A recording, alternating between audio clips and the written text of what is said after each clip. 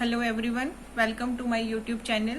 In this video we are going to discuss about the cyclic group questions, Galilean questions. So our first question is, show that the group of positive rational numbers under multiplication is not cyclic.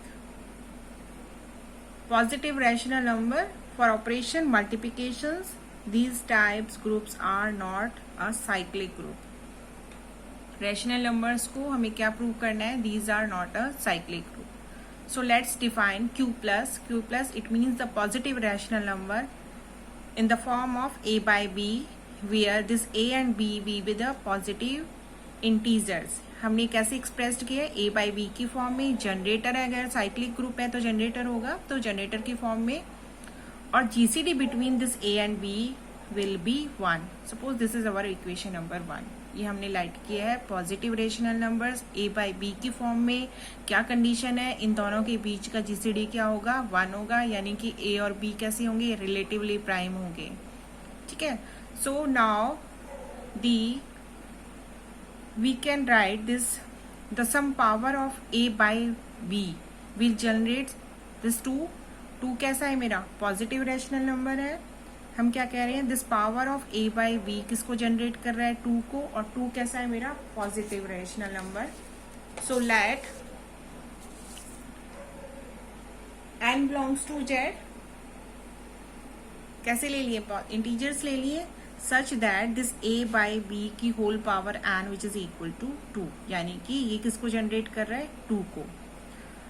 अब condition क्या है? This n is not equal to 0. 0 होते क्या हो जाएगा? ये identity देगा. सो n 0 नहीं है.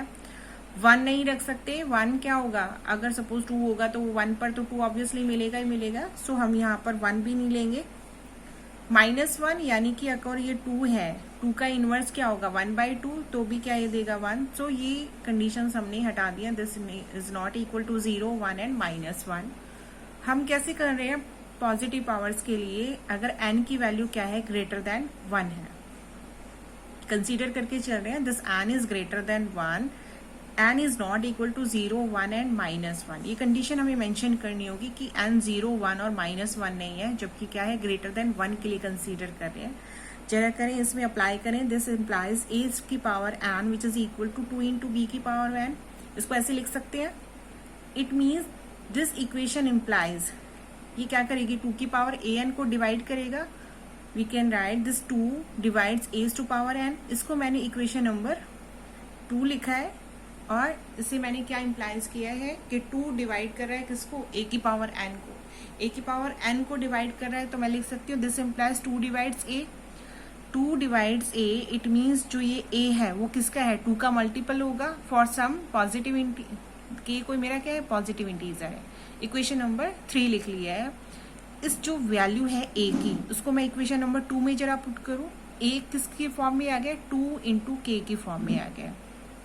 इस वैल्यू को पुट करते ही हमारे पास क्या मिलेगा? This 2 raise to the power n into k raise to the power n. a की वैल्यू रख दी है. a की power n equal to 2 into b की पावर n. a क्या है? 2 इंटू k. 2 की पावर n, k की पावर n. यहां से जरा देखें इसको, तो ये किसके इक्वल है? 2 raise to the power n minus 1 into k की power n which is equal to b की पावर n. यहां से क्या रिजल्ट इम्प्लाई कर रहा है कि हमने इस फॉर्म में लिखा है. अब ये यहाँ पर आ रहा है. It means this 2 divides b की पावर n.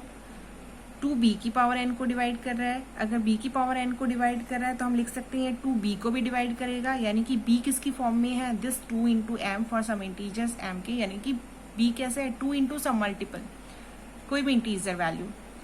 अगर a भी 2 इंटू k की फॉर्म में था, b भी 2 इंटू m की फॉर्म में है, तो ये थर्ड और फोर्थ इक्वेशन से क्या रिजल्ट निकलता है? From equation third and fourth, the GCD between this a and b क्या होगा? Greater than equal to 2. या तो 2 से बड़ा होगा या इक्वल टू 2 होगा. 1 तो होगा ही नहीं. ये क्या हो गया? पॉसिबल ही नहीं है. ये तो हमारी अजम्पशन जो थी a और b के बीच में जो क्या होना चाहिए? 1 होना चाहिए, उसका कॉन्ट्रडिक्शन आ गया. So it means which is not possible. So ये हमने क्या लिया था जब हमने एन इज ग्रेटर देन 1 के लिए सिंप्लीफाई किया था. तो सिमिलरली हम लिख सकते हैं this N is less than 1 के लिए भी होगा. सो इससे रिजल्ट निकल के आया there does not exist any rational number Q belongs to positive rational number such that कि जिसको हम कैसे क्या बता सके, जनरेटर बता सके. अगर जनरेटर नहीं होगा तो it means this Q is not a cyclic group. एक और क्वेश्चन करते हैं. Given that the fact that U19 is cyclic. U19 को क्या दिया हुआ है, साइक्लिक एंड 42 एलिमेंट्स. मोस्टली क्या होते हैं कि जब U19 और 42 दे दिया है तो कंफ्यूजन हो जाता है. U49 अलग है, 42 अलग है. U19 एग्जैक्टली कितने एलिमेंट्स को कंटेन करता है, 42. U19 में कितने एलिमेंट्स होंगे, 42. तो यहाँ जब क्वेश्चन दे दिया जाता है तो 49 और 42 में कंफ्यूजन हो गया होता है कि ये डिफरेंट कोई नंबर दिया है, जबकि U49 में कितने एलिमेंट्स होंगे, 42 एलिमेंट्स होंगे. So the order of this U49 is 42. Now the question is reduce the number of generators that U49 has without actually finding any of the generator. हमें पता करना है कि इसमें कितने जनरेटर होंगे, किसका, जनरेटर वाला फॉर्मूला अप्लाई किए बगैर. G क्या दिया है, this U49. So order of this G क्या है, 42. अभी हमने पढ़ा अगर D किसी N को डिवाइड करता है तो उसके पास क्या एग्जैक्टली उसी ऑर्डर का एक सब ग्रुप होता है. ठीक है, और उसमें नंबर ऑफ एलिमेंट्स D के कितने होते हैं, 5D. 42 किसको करता है, 42 को डिवाइड करता है.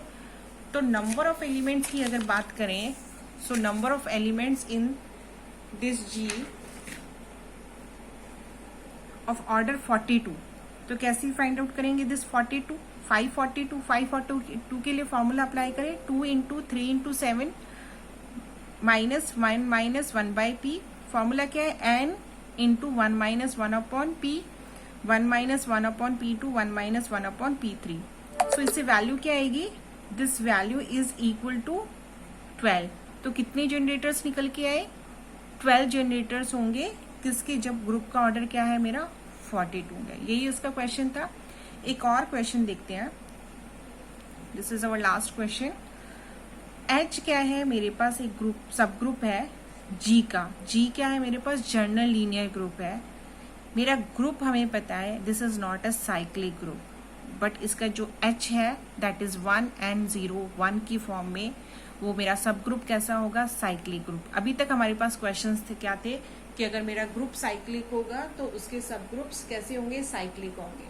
According to fundamental theorem, if our group is cyclic, so this implies the subgroup of the cyclic groups are cyclic.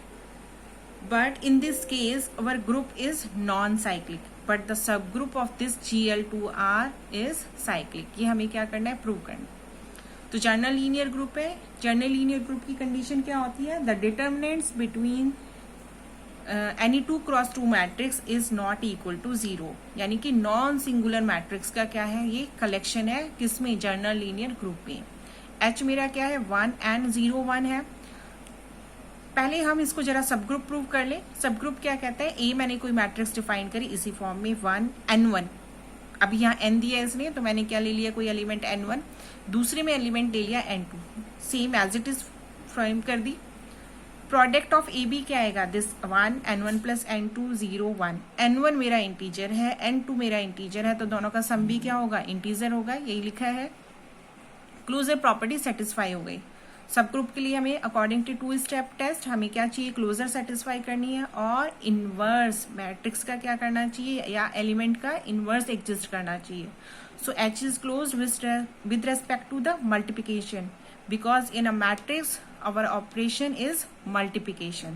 तो inverse of this matrix is 1 and 0 1 and 0 1 का inverse क्या होगा, ये तो diagonally same है, तो इसका inverse अगर हम देखेंगे that is 1 minus and 0 and 1.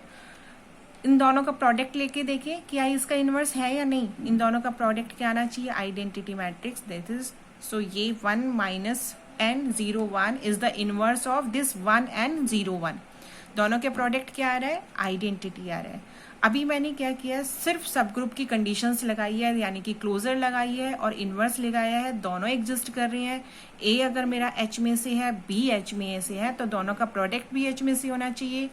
Inverse of every matrix belongs to this H, तो ये उसी फॉर्म का आ गया है, तो इन्वर्स हो गया है, ये मेरा क्या हो गया है, सब ग्रुप हो गया है। So it means this H is a subgroup of general linear group. अब ए गिवन है, मुझे क्या करना है, इसको साइक्लिक ग्रुप कैसे होना चाहिए। ए अगर जनरेटर है उस ग्रुप का, तो ये क्या है, जनरेट करना चाहिए, तो ये सारे एलिमेंट्स जनरेट करता है, यानी तो 1 and 0 1, ये मेरा ये ले लिया मैंने एलिमेंट, तो इसको लिख सकती हूँ 1 1 0 1। एन की जगह मैंने क्या ले लिया, 1। इसको सिंगल टाइम 1 टाइम ऑपरेट करोगे तो 1 ही आएगा, मतलब क्योंकि मेरी मैट्रिक्स 1 1 0 1 है। नेक्स्ट अगर मुझे क्या करना है, इसमें 2 टाइम्स ऑपरेट करना है, तो इसकी वैल्यू आएगी 1 2 0 1। 3 टाइम्स ऑपरेट करोगे तो 1 3 0 1। सो it means this is the generator, so generator is 1 1 0 1। और ये कैसा होगा, इस तरह का होगा, और इसका जनरेटर भी मुझे मिल गया। तो इस ग्रुप को जनरेट करने वाला, सॉरी इस सब ग्रुप को जनरेट करने वाला क्या है, एलिमेंट दिस मैट्रिक्स है। सो हमारी एच क्या हो गई, साइक्लिक। एक अच्छा रिजल्ट निकल के आया कि मेरा ग्रुप कैसा था, नॉन एबिलियन, बट उसका जो सब ग्रुप था वो कैसा है, साइक्लिक है। तो ग्रुप भले ही साइक्लिक ना था, नहीं हो, बट उसके सब ग्रुप कैसा था, साइक्लिक था। ऐसा ही क्वेश्चन एक और है कि आपको एग्जाम्पल डिफाइन करना है, आपको एग्जाम्पल देना है कि आपका ग्रुप कैसा है, नॉन साइक्लिक, बट उसके जो सारे सब ग्रुप्स हैं वो कैसे होंगे। क्वेश्चन नंबर 7 है गैलिन का 8th एडिशन में। आपको डिफाइन करना है कोई ग्रुप जिसका जो खुद कैसा है, नॉन साइक्लिक है, बट उसके जो सारे सब ग्रुप्स होंगे वो कैसे होंगे, साइक्लिक होंगे। तो आपके माइंड में सबसे पहले आना चाहिए कि UN मे और मे नॉट बी, मैंने अपने वीडियोस में बताया है, मे और may not be cyclic. U10 U8 आप चेक कर सकते हो, दीज आर द एग्जाम्पल्स, वहां से भी ले सकते हो। U12 में पहले एलिमेंट्स डिफाइन करोगे, U12 का जो ऑर्डर होगा, ऑर्डर ऑफ दिस U12 वो क्या होगा, 4।